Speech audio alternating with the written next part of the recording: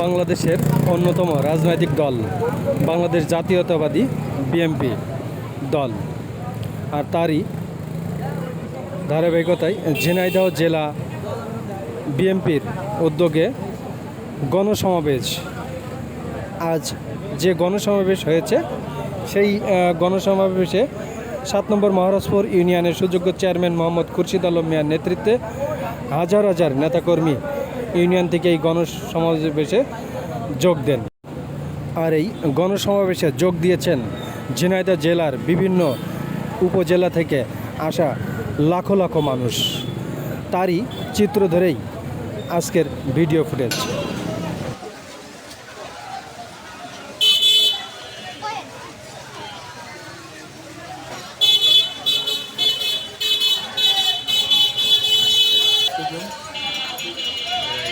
হেঁটে যাস সমস্যা